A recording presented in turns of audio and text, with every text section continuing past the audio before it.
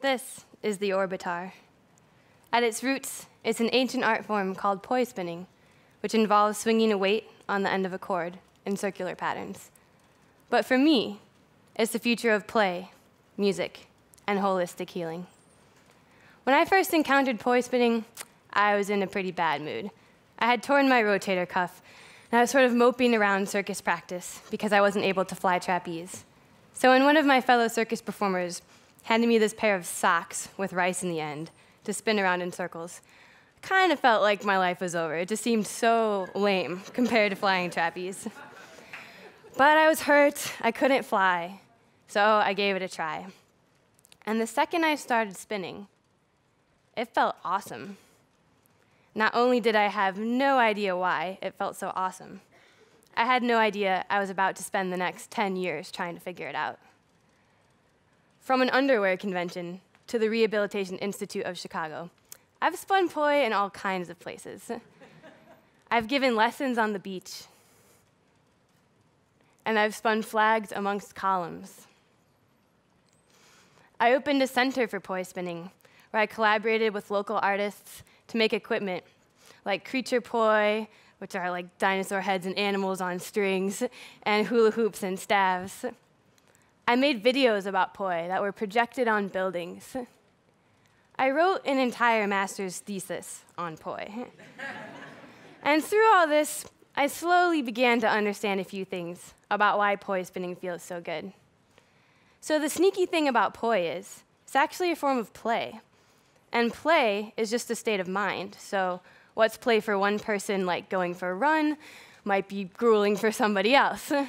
But poi seems to have just the right combination of elements to actually invoke a play state in most people.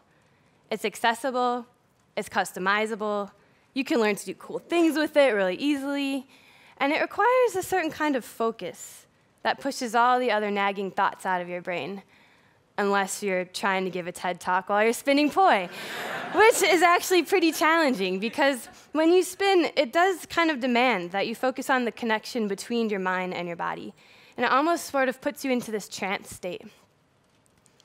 And I think the thing that was hardest for me to understand about what might compel someone to spin one of these things around is that play, by definition, is something you can do just for the sake of doing it.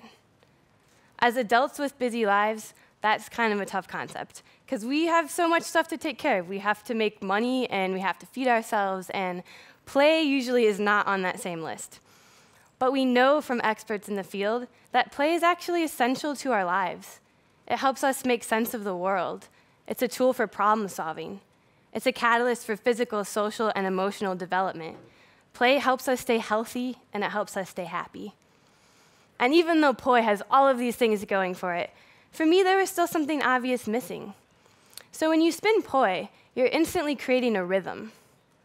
But unless you light them on fire and you hear this flame whooshing around your head, they're innately silent. So as not only a poi spinner, but as a musician and somebody who's kind of scared of spinning fire, it was obvious what had to be done. And thus, the Orbitar was born. Through many years of experiments and different iterations, through trials and errors and successes and plenty of failures, the most recent being the Orbitar flinging into my laptop screen and completely destroying it while practicing for this very TED Talk, a new multimedia instrument was born. The way it works is that the poi send data to a computer about things like how fast they're going and their orientation.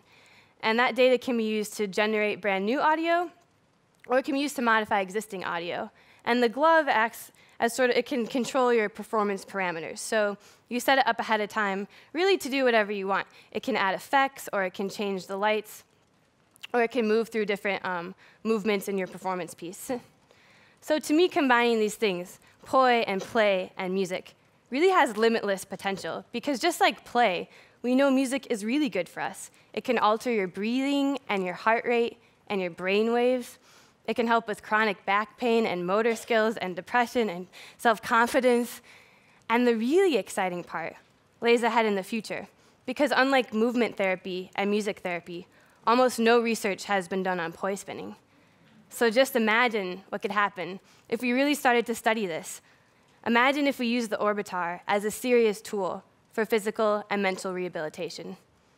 Imagine Orbitars in every hospital as a tool for developing physical strength and symmetry, balance and coordination. Imagine Orbitars in every nursing home as a tool for fighting neurological disorders.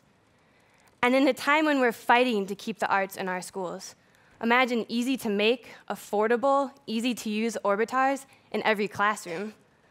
Imagine integrating movement and music into disciplines like geometry, because when you spin, you're actually making these geometric shapes, or the laws of physics, or computer programming, which is the way the Orbitar runs.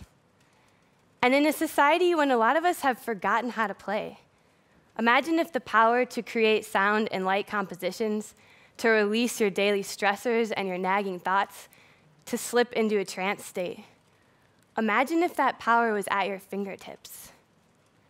Just imagine.